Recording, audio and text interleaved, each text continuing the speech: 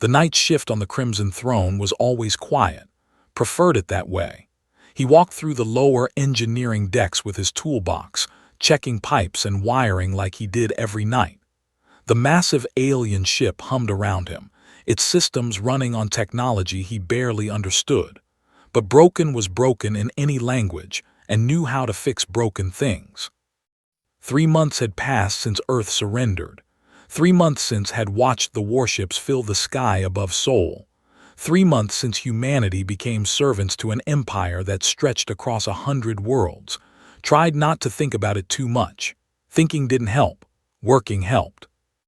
He was 32 years old and had spent the last decade fixing things on Earth's orbital stations. Now he fixed things on an alien flagship.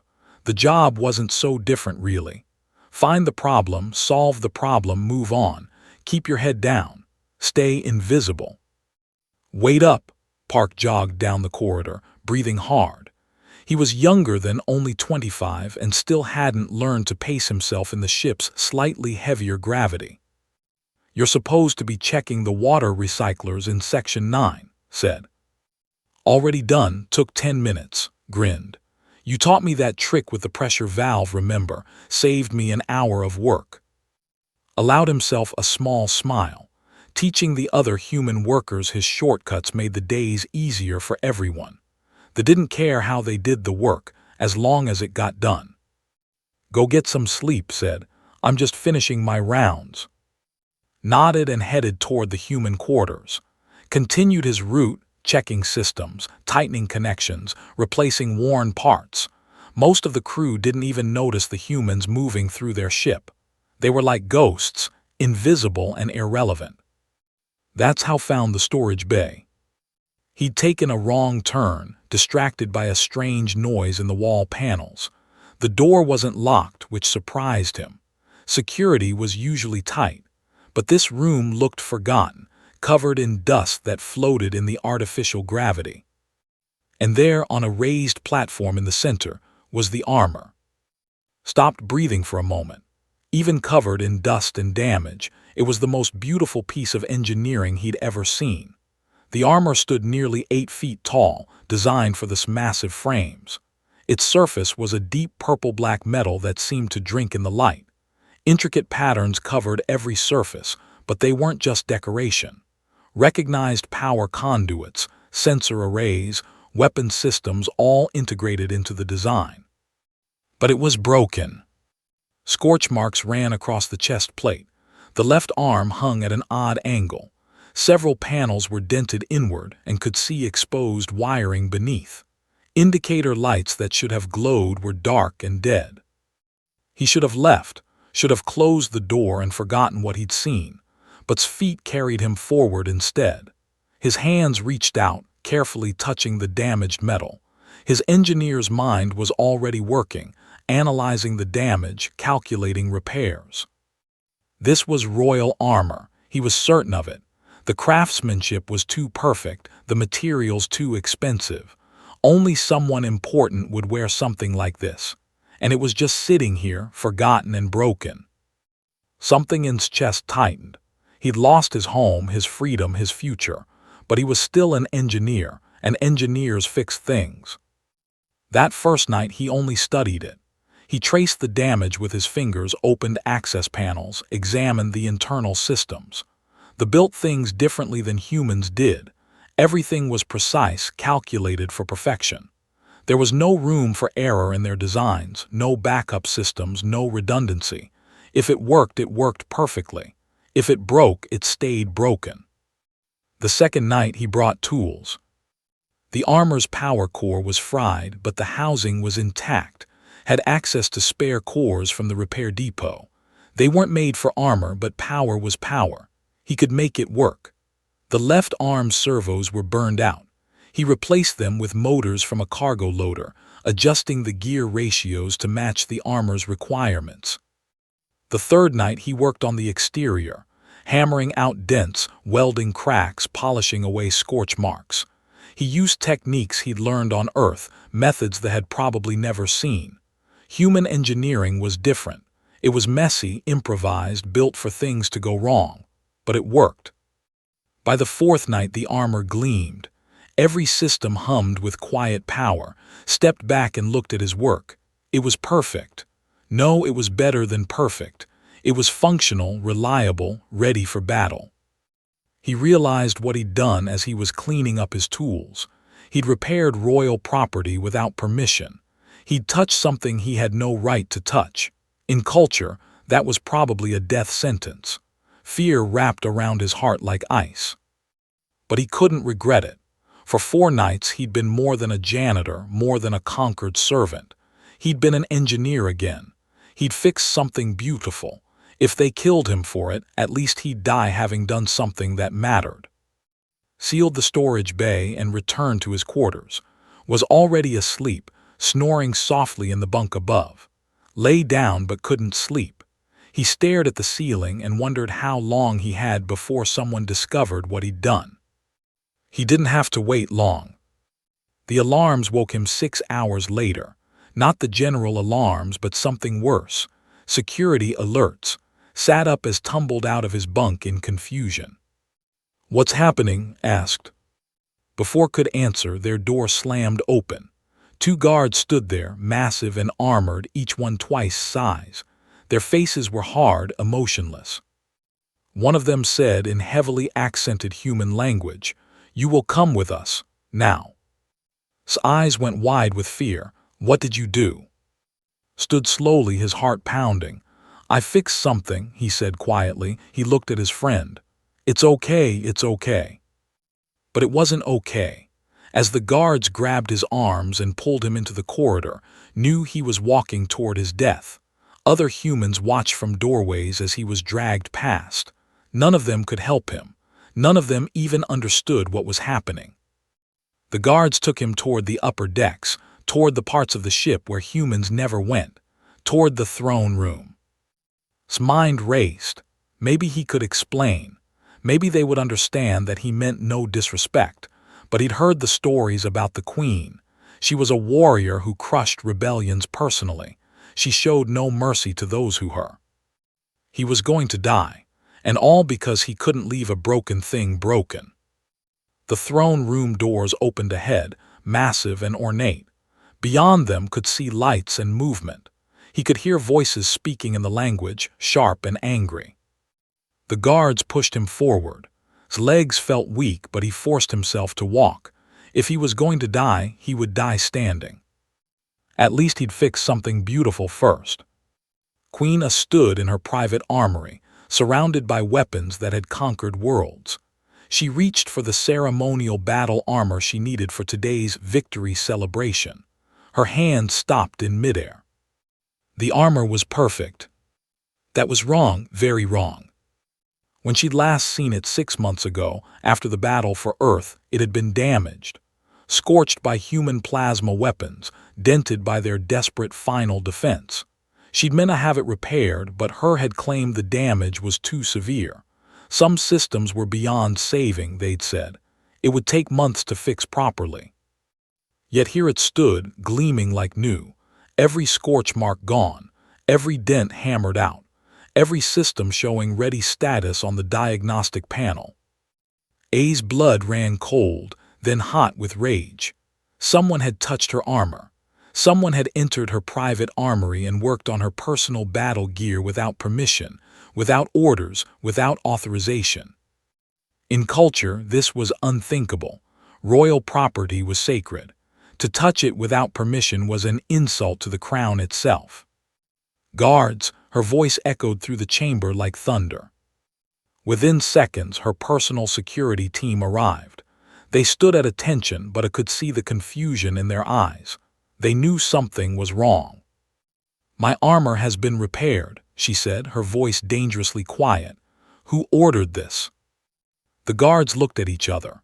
The senior guard, a veteran named Al, spoke carefully. "Your Majesty, we received no such orders. We were told you wanted the armor left untouched until you made a decision about repairs."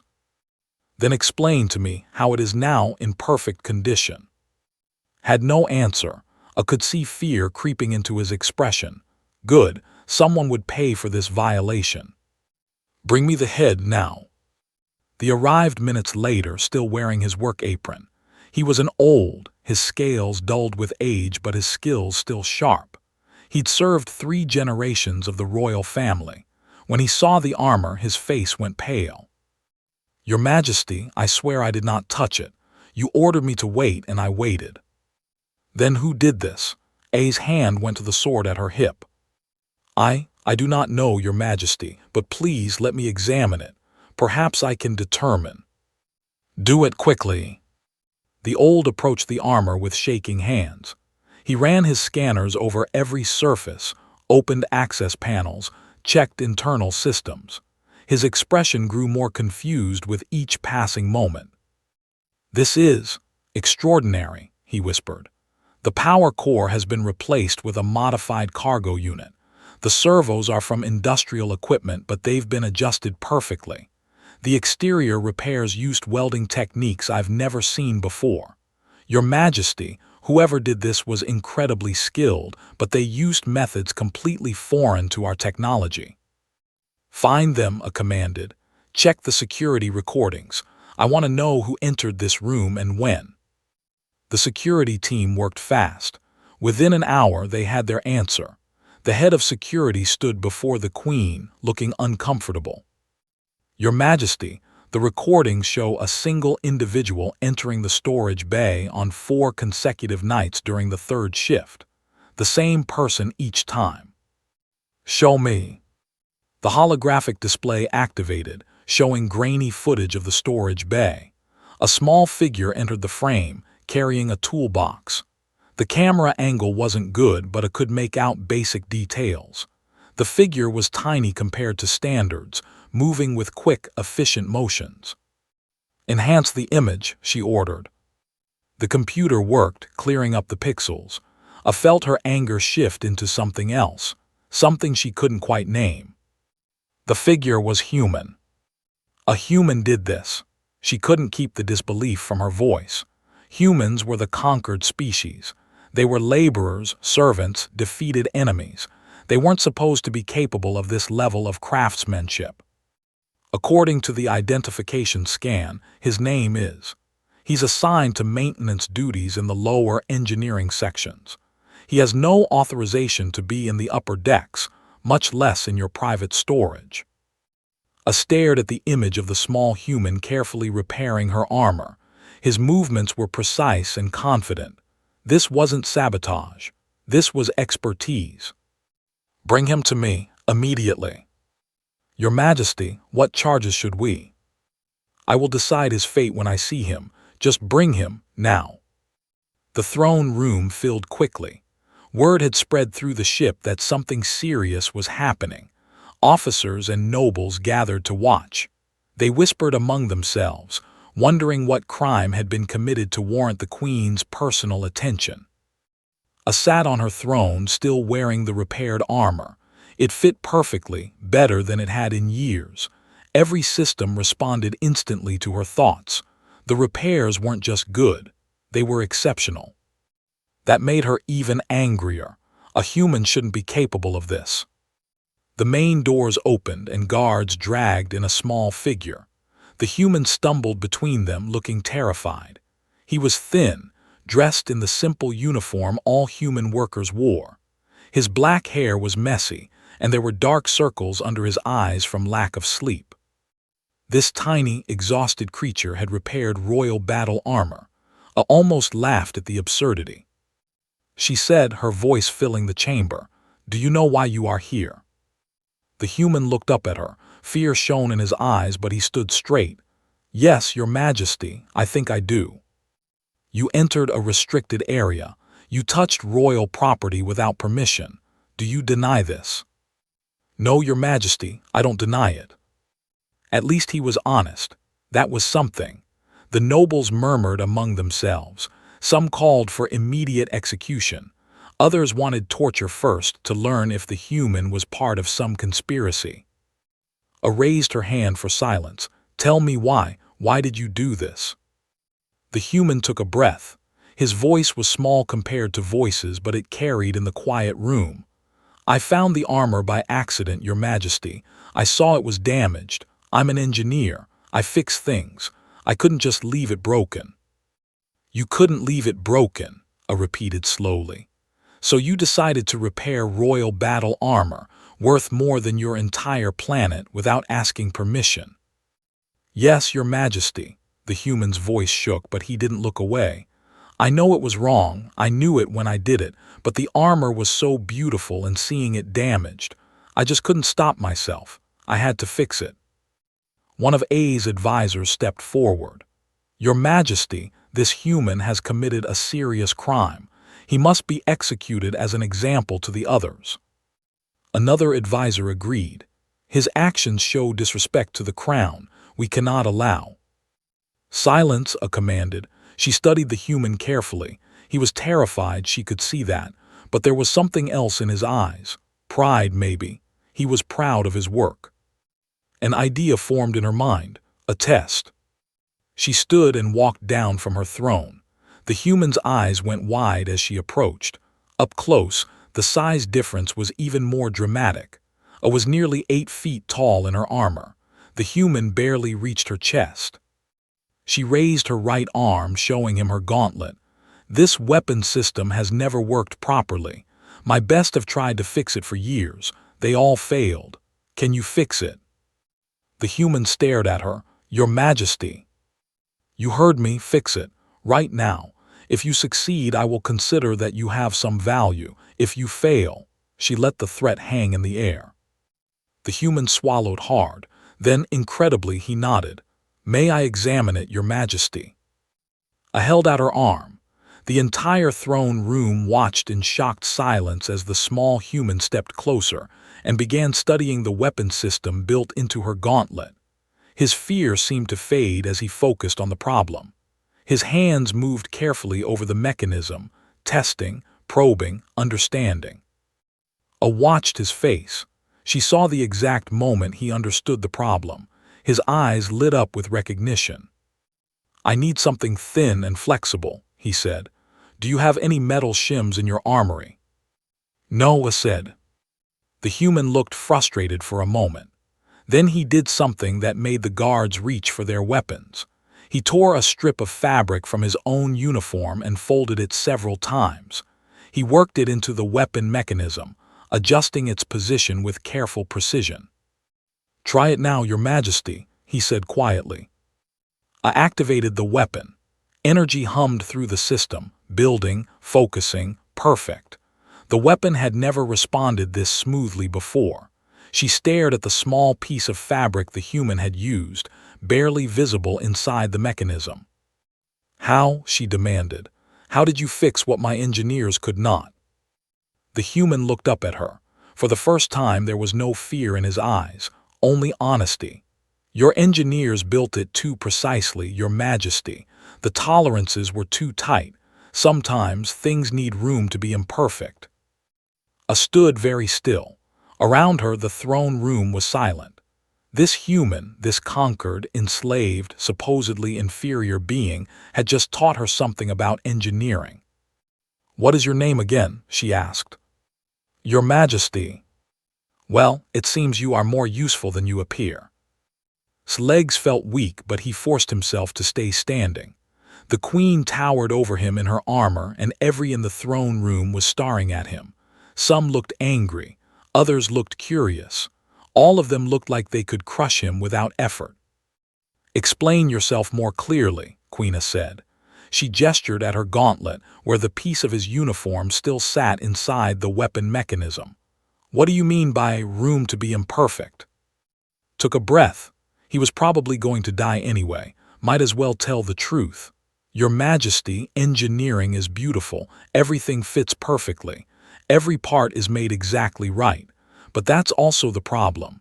If one tiny thing is wrong, the whole system fails. And human engineering is different." "Yes, Your Majesty, we build things expecting them to break. We know materials aren't perfect.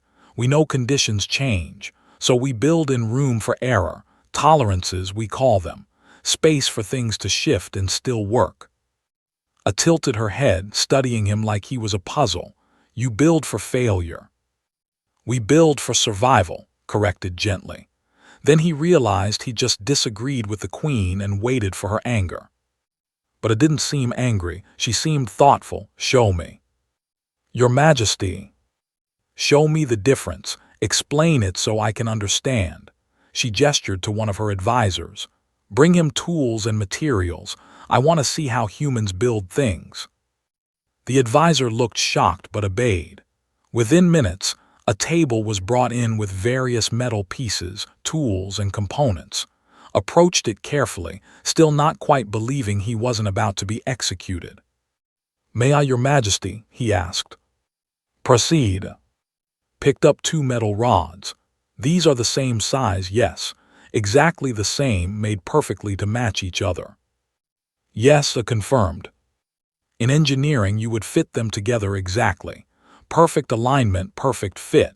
He demonstrated, sliding one rod into a precisely machined sleeve. It fit flawlessly with no room to spare. "This is beautiful. This is perfect. But what happens if the temperature changes? Or if the metal gets slightly bent? Or if dust gets inside?" He showed her. The rod, when he pressed on it, slightly jammed. The perfect fit became a perfect trap. "Now human way." He took another sleeve, this one slightly larger. "We make it loose, not much, just a little, see?" The rod slid in and out easily. He could bend it slightly and it still moved. "It's not as pretty, it's not as perfect, but it works even when things go wrong." The nobles muttered among themselves. One of them spoke up. "This is crude, imprecise. How can you call this good engineering?" Looked at the noble, then back at the queen. "Your Majesty, may I ask a question?" "Speak." "During the war, your ships were faster and stronger than ours. Your weapons were more powerful, but we kept fighting for months after we should have lost. Do you know why?" A's eyes narrowed. "I wondered about that. Your ships were inferior in every way, yet they kept operating under damage that should have destroyed them." "Because we built them to keep working even when they were broken, Your Majesty. Every human ship had backup systems, spare parts, ways to reroute power when main systems failed. Your ships were perfect until they got damaged. Then they stopped working. Our ships were never perfect, but they almost never completely stopped working." The throne room fell silent, realized what he'd just said. He'd basically told the queen that engineering had a fundamental flaw. He waited for her anger, for the order to kill him. Instead, laughed. It was a sharp, short sound, but it was genuine. "You are either very brave or very foolish human, probably both." She sat back down on her throne, still watching him. "Tell me, what did you do before the war, before you became a janitor on my ship?" "I was an engineer on Earth's orbital stations, Your Majesty.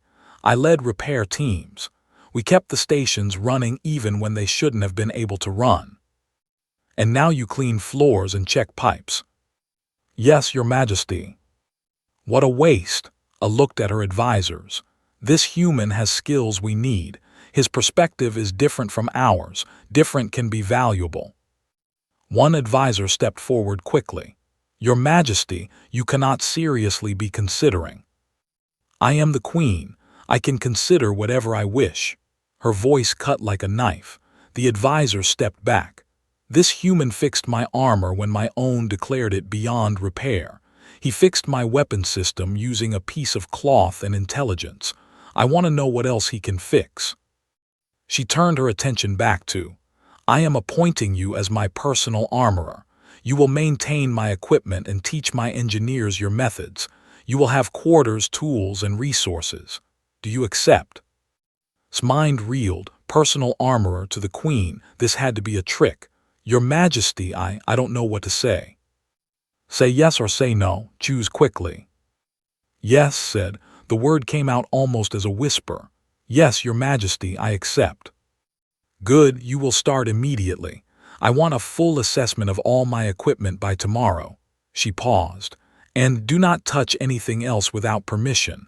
Once was educational, twice would be fatal. Understood?" "Understood, Your Majesty." "Take him to the engineering wing," commanded her guards. "See that he gets whatever he needs."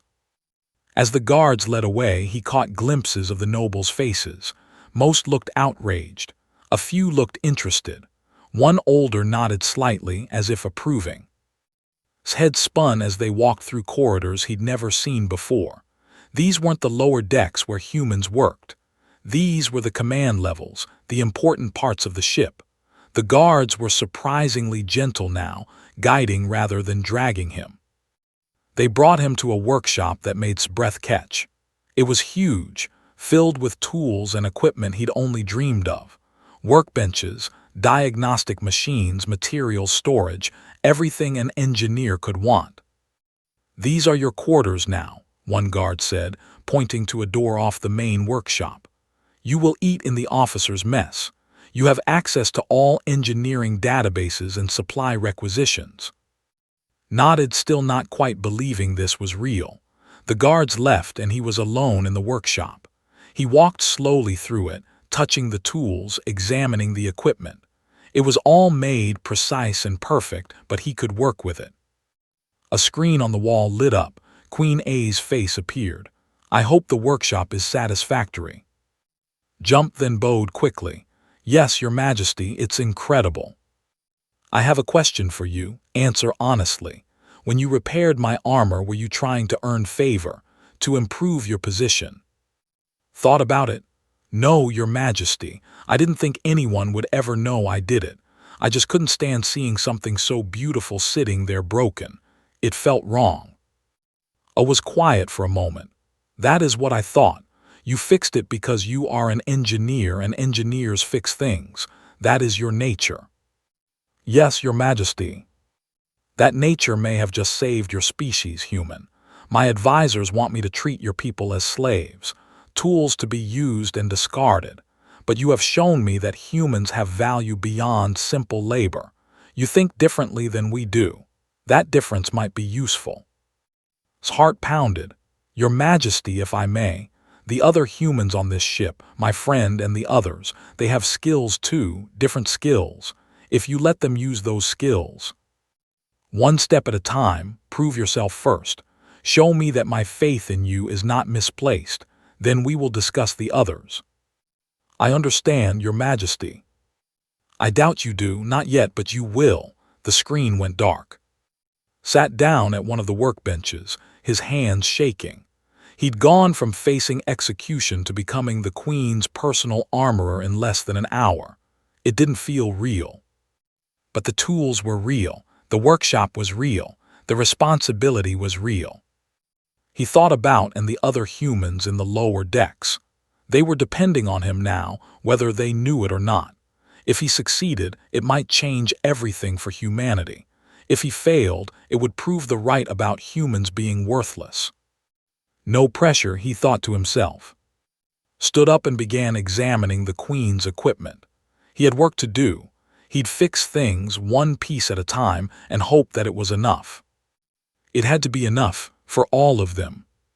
3 months passed like a strange dream. Woke up every morning in quarters that were bigger than any space he'd had on Earth. He ate meals in the officers' mess, surrounded by who mostly ignored him but no longer looked at him like he was dirt. He worked in a workshop filled with tools that would have made him weep with joy before the war. But the strangest part was the Queen herself. I came to his workshop almost every day. Sometimes she brought equipment that needed repair. Sometimes she just watched him work. And sometimes she asked questions. "Why do you hum when you work?" she asked one morning. Looked up from the armor plate he was polishing. "I don't know, Your Majesty. I've always done it. Helps me think, I guess." Engineers work in silence. They say noise disrupts focus. Maybe for them, for humans, a little noise helps. Music humming, sometimes we even talk to ourselves while we work. He smiled slightly. "My friend sings old Earth songs when he fixes things. Drives everyone crazy, but he does good work." "This friend, he is still in the lower decks." "Yes, Your Majesty," chose his words carefully. "He's a good engineer, learns fast. The other humans learn from him now the way they used to learn from me." I was quiet for a moment. "You want me to bring more humans up here, to work as engineers instead of janitors. It wasn't a question, but answered anyway. Only if they prove themselves, Your Majesty. Test them like you tested me. If they fail, send them back.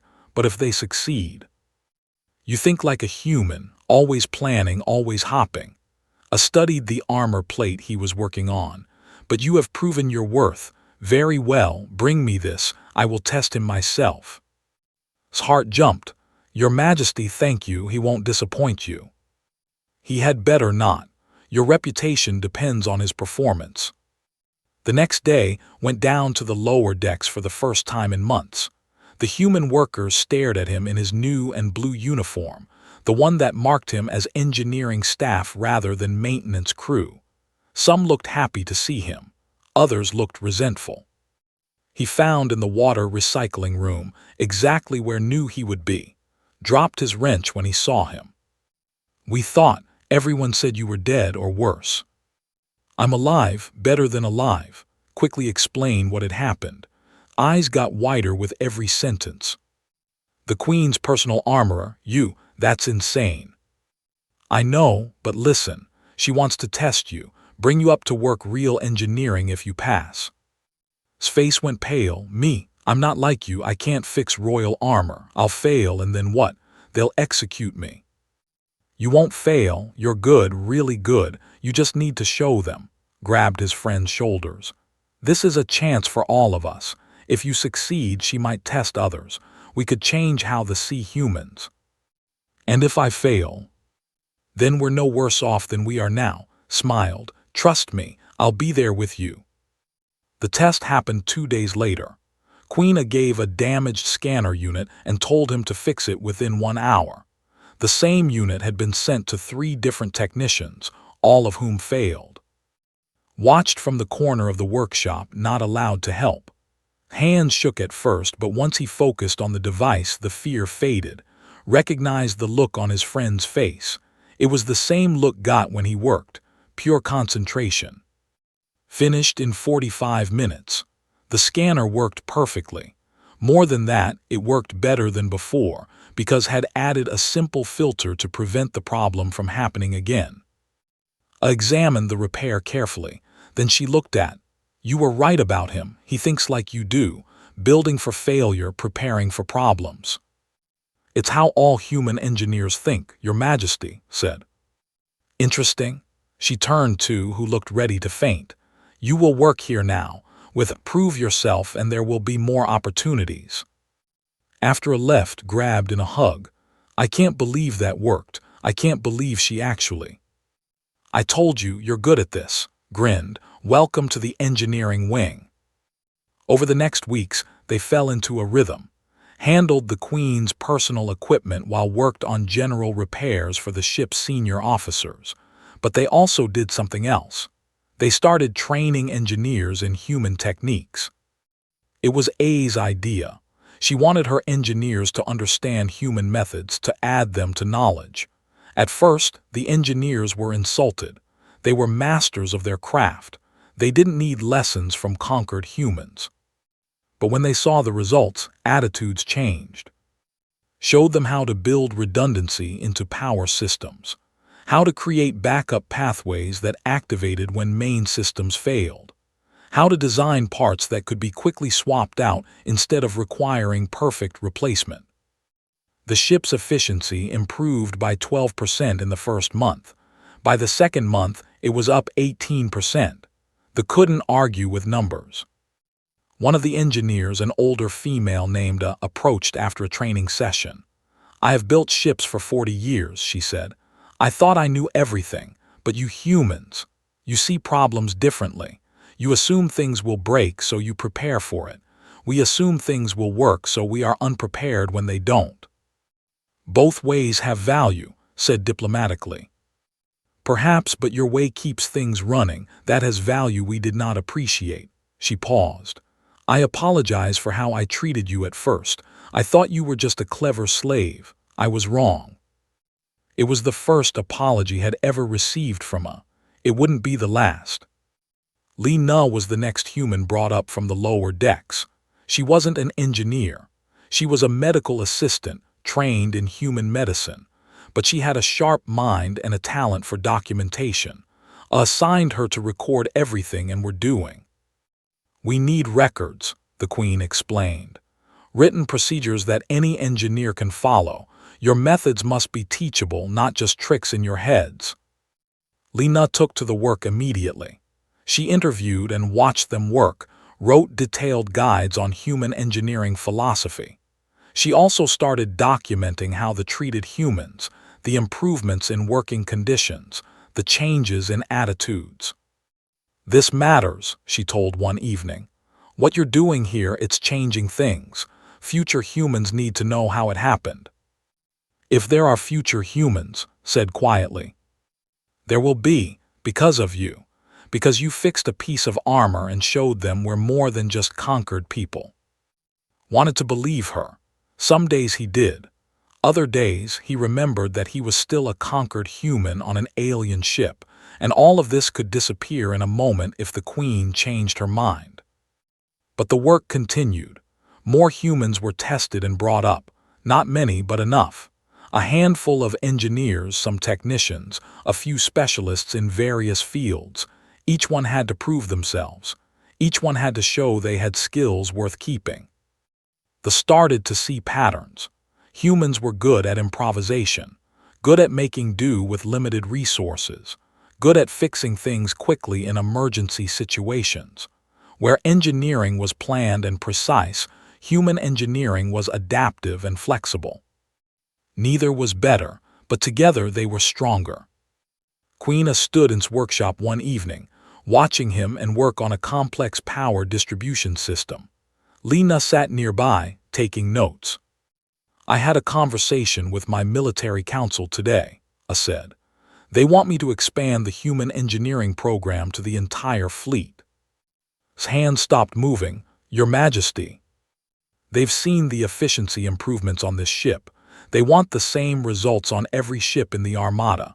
She paused. I am considering it, but I need to know something first. Answer me honestly. Are you loyal to me or to humanity? It was a dangerous question. Put down his tools and stood. Your Majesty, I'm loyal to good work. I'm loyal to fixing what's broken and making things better. If that serves you and helps humanity at the same time, then I'm loyal to both. A diplomatic answer. An honest one, Your Majesty. I smiled slightly. I believe you. Very well. I will approve the expansion, but you will lead it. You and your team will train human engineers across the fleet. You will set the standards, decide who qualifies, and maintain quality. Felt the weight of responsibility settle on his shoulders. We won't let you down, Your Majesty. See that you don't. The entire fleet will be watching. Fail, and it will prove my critics right. Succeed, and you will change the future for every human in space. After she left, the three humans looked at each other, spoke first. We're really doing this. We're really going to change things. Maybe, said, if we don't mess it up. Lena smiled. Then we'd better not mess it up. They got back to work. There was a lot to do. The alarm started at 300 hours. Woke instantly, trained by months of emergency drills. But this wasn't a drill. The alarm pattern was wrong. This was real. He rushed to the bridge, where he now had clearance to go during emergencies, and Li Na were already there, along with dozens of officers. Everyone was moving with controlled urgency. Queen stood at the command center, her armor gleaming under the emergency lights. The High Swarm has attacked our forward positions. 3 of our ships are already heavily damaged. We're moving to engage. The High had heard of them. Another alien empire rivals to their technology was different but equally advanced, equally deadly. How long until we reach the battle? Asked her navigator. 2 hours at maximum speed, Your Majesty. Not fast enough. Our ships need support now. She turned to her chief engineer. Can we push the engines harder? The engineer checked his screens. Not without risking core failure, Your Majesty. The systems are already at maximum safe capacity. Stepped forward before he could stop himself. "Your Majesty, may I?" Every eye turned to him, felt his courage waver but pushed on. "I can get you more speed. Not much, maybe 10%, but it might help." The chief engineer bristled. "The human thinks he can do what I cannot." "Let him try," I said. "You have 1 hour. If you can give me more speed without destroying my ship, do it." Ran to engineering with Wright behind him. They pulled up the engine specifications, studying them quickly. "There," pointed. "See how they route power? It's perfectly balanced, perfectly distributed." So asked. "So we make it unbalanced, temporarily. Route power from non-essential systems directly to the engines. Life support can run on minimum. Lighting can dim. Everything not critical to combat we shut down or reduce. The don't design systems to do that. There are no pathways." "Then we make pathways." Was already moving, pulling access panels, running temporary power cables. "We don't need it to be pretty. We just need it to work for a few hours." They worked like they'd never worked before. Lena helped, following their instructions, connecting cables, rerouting power. Other human engineers heard what was happening and came to assist. Even a few engineers joined in, following rapid instructions. 55 minutes later, called the bridge. "Your Majesty, try the engines now." The ship surged forward, felt the acceleration in his bones. The speed indicators climbed, 8%, 10%, 12% faster than before. "Excellent work," A's voice came through the comm. "We'll reach the battle in 90 minutes now. Stand by. We may need more miracles before this is over."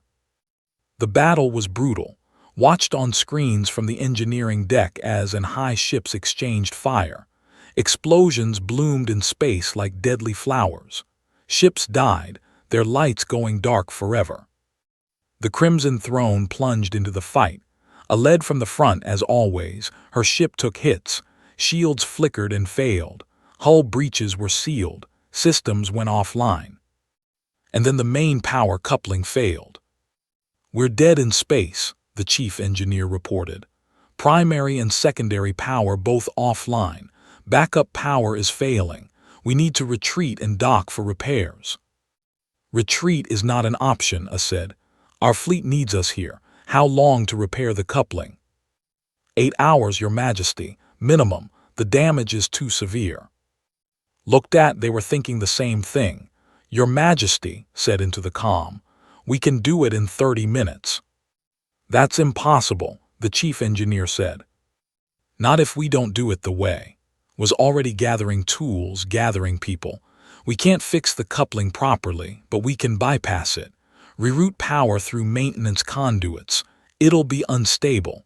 It'll probably burn out after a few hours, but it'll work." "Do it," I commanded. What followed was controlled chaos. Organized teams of humans and sending them to different parts of the ship. They tore out access panels, ran cables through spaces not meant for power transmission, connected systems that were never designed to connect. It was messy. It was dangerous. It was completely against every engineering principle. It worked. 28 minutes after the coupling failed, power flooded back through the ship. Lights came on. Shields reformed. Weapons charged. The Crimson Throne roared back to life and back into the battle. "How long will it hold?" I asked. "Maybe 4 hours, Your Majesty," said honestly. "Maybe less. It's not a real fix, just a temporary solution." 4 hours is all I need.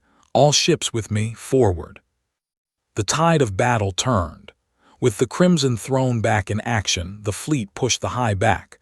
The enemy ships retreated, regrouping at the edge of the system. The battle wasn't over, but this phase was won. Slumped against a bulkhead, exhausted.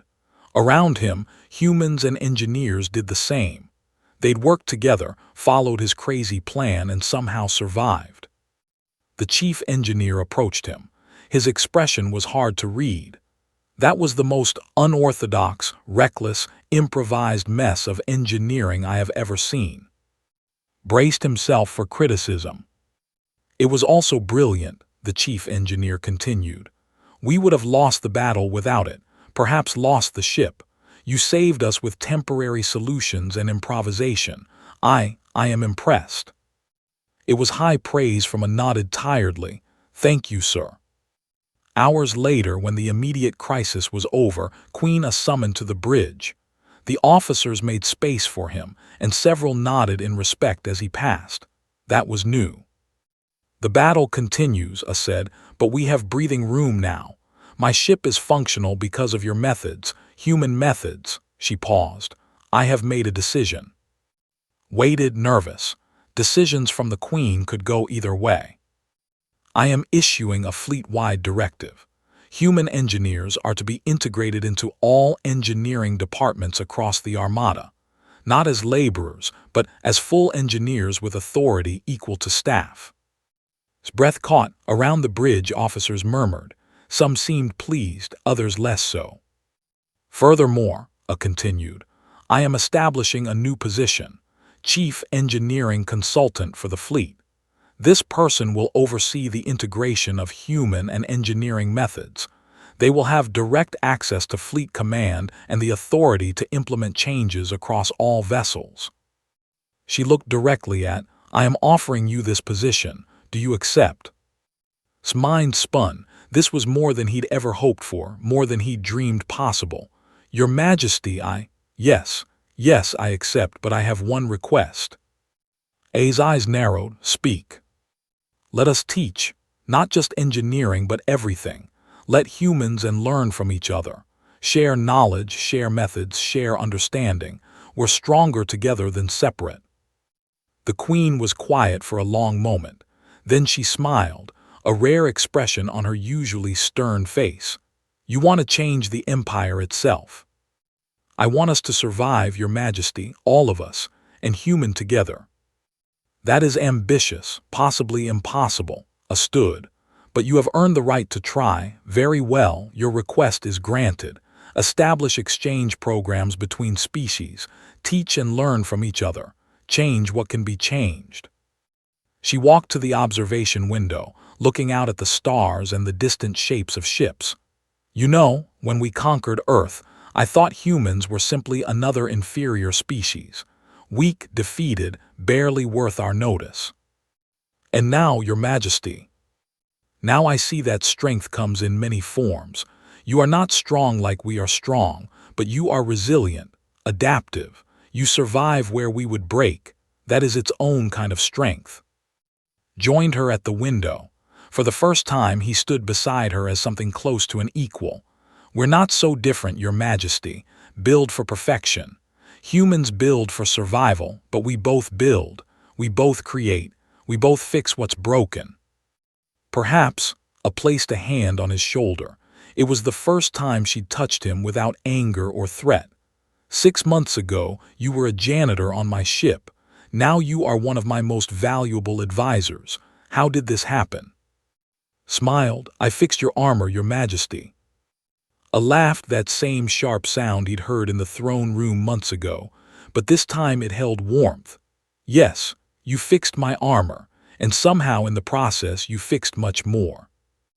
The repairs on the ship took another 3 days. Worked alongside and human crews, teaching, learning, improvising. The temporary solutions became permanent ones. The desperate battlefield fixes became standard procedures. Lena documented everything.